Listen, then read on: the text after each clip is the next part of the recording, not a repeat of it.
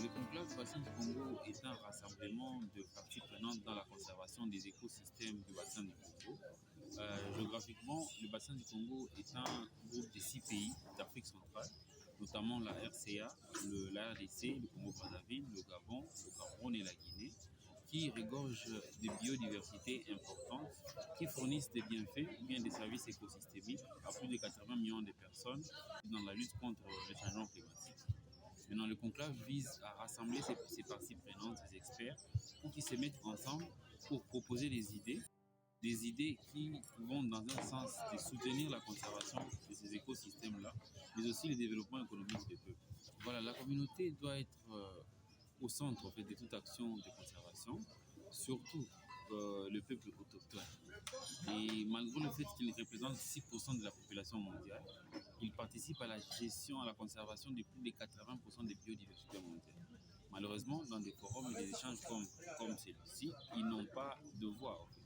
Mais nous, à la différence des autres rencontres, on a donné parole à des peuples autochtones du bassin du Congo. Ils ont parlé hier et aujourd'hui.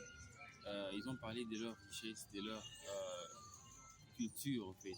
Parce qu'ils ont vécu pendant des centaines d'années dans ces forêts-là. Et une belle approche, c'est une approche qui tient compte de leur réalité, de leur expérience, mais aussi de l'approche scientifique. Le conclave du bassin du Congo est subdivisé en 6 thématiques. Okay. Et donc, notamment, il y a l'écotourisme, la conservation et la protection de la biodiversité. Il y a la gestion et la valorisation des déchets. Il y a la déforestation et les énergies renouvelables. Il y a le droit, donc la gouvernance forestière et la gouvernance foncière. Il y a en fait la culture et l'éducation environnementale. Et enfin, le droit socio-économique des peuples autochtones. On a voulu à ce qu'il y ait beaucoup plus d'échanges en groupe, parce que ce n'est pas une conférence, mais un conclave. On veut que ces experts-là soient ensemble et partagent des expériences, vu qu'ils ne sont pas au même niveau de conservation. Il y a par exemple le Gabon qui est connu comme un champion de conservation mondialement. Donc, ils sont en train de partager des expériences. Ils vont se rencontrer 4 fois durant la période du conclave. Quelles sont les opportunités et les défis suivant la thématique. Deuxièmement, ils ont parlé des aspects, quelles sont les perspectives de coopération régionale. Comment nous, en tant que pays du bassin du Congo, on peut travailler ensemble pour produire quelque chose de régional. Et troisièmement, ils vont parler, ce sera cet après-midi maintenant, ils vont parler des actions. On veut qu'on finisse le conclave avec des actions concrètes. On ne veut pas se limiter qu'à des déclarations.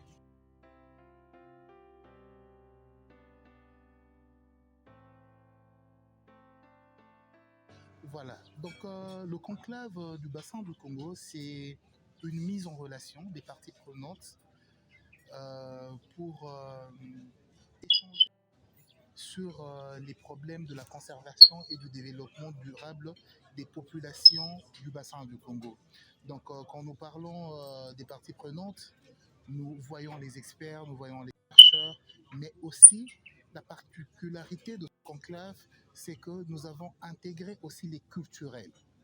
Parce que les culturels ont un rôle essentiel à jouer dans la valorisation du bassin du Congo, donc de la faune et de la flore et de la biodiversité du bassin du Congo. Donc tout ce qui est facteur biotique, abiotique, devrait passer, la valorisation de tout cet écosystème devrait passer par les artistes. Ce sont les artistes qui doivent donner de la valeur à tout cet écosystème.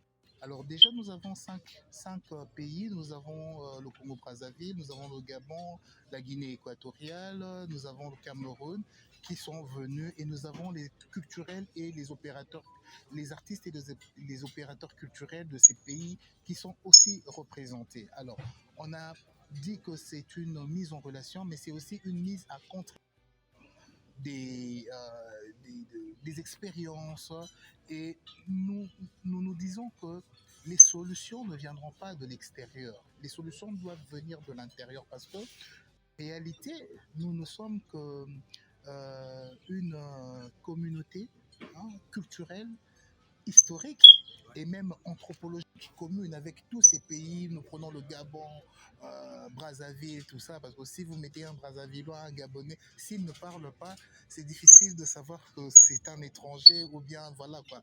En fait, on a juste mis des frontières coloniales, mais en réalité, nous sommes que une communauté commune.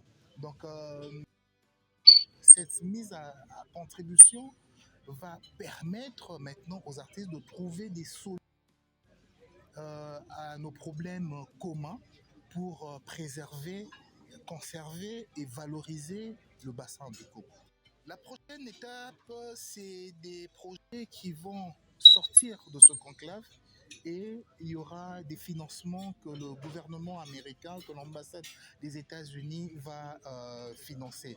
Donc je pense qu'il y aura une continuité, mais on a voulu ressortir, en fait, c'est ça en fait le but de ce conclave, nous allons ressortir des idées, des projets qui pourront bénéficier d'un financement du gouvernement américain. Mais nous aimerions, nous lançons un appel maintenant à nos dirigeants, à nos politiciens, de ne pas laisser seulement le gouvernement américain, mais de venir aussi parce que c'est un problème régional, c'est un problème qui nous concerne.